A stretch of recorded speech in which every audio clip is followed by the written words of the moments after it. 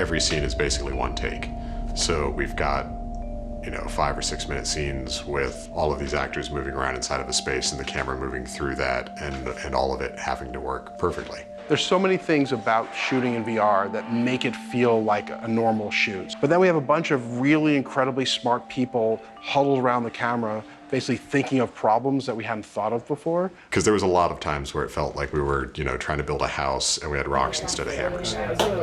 You don't shoot it the way you traditionally shoot a movie. There's no coverage. The entire shape of the shoot was much closer to, like an FBI surveillance team than a traditional film shoot, right? Like you can't see the lights, you can't see the sound equipment, you can't see any of the crew.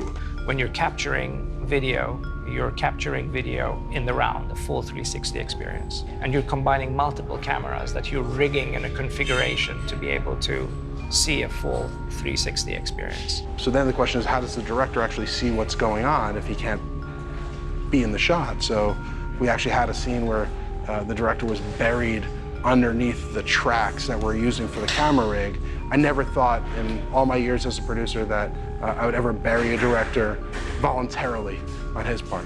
It's kind of difficult to put, I got a director hiding behind one tree, me hiding behind another tree, DP hiding behind another tree, and keeping communication. Lighting challenge is like the most glaring because you gotta hide.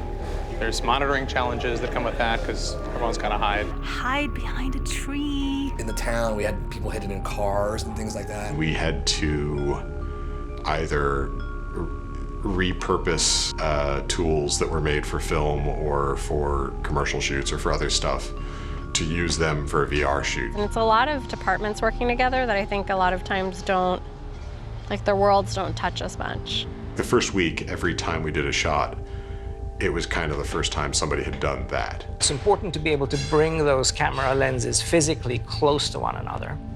And so there is an advantage to some of the smaller camera systems, such as the GoPro. When you move the camera, you make that like hundreds of times more difficult. Moving the camera becomes a whole nother technical challenge because we have to be able to paint out any device that we're using to move the camera. We're using a 24-foot slider to do a dolly pass, but at the same time, it's a motion control system. Basically, every single shot in this show is motion control. We have robots moving the camera, essentially, and all that stuff's exciting to me just because it feels like science fiction, right? Like I'm using robots to make my virtual reality movie. Like that would make 12-year-old me just like cry with joy.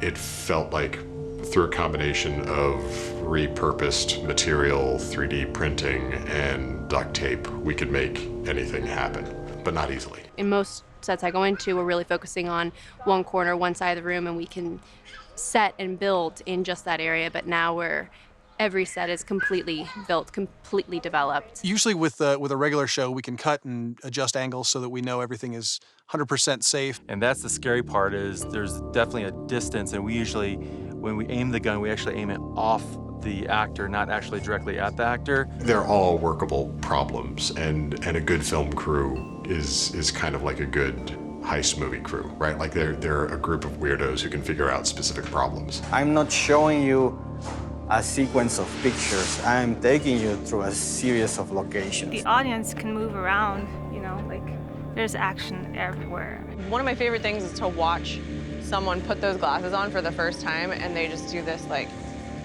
oh my God, where are my feet? Like they're just looking around. The immersive factor is like nothing else. It's the reason why I do it. Even though there are a lot of operational challenges, you gain so much in terms of the experience. This is something that 3D wanted to be. Until you've actually seen it, there's no way to explain it to somebody, for someone else to kind of understand what you're talking about, because it's so new. There is an energy on set that you get from everybody trying to figure out something new.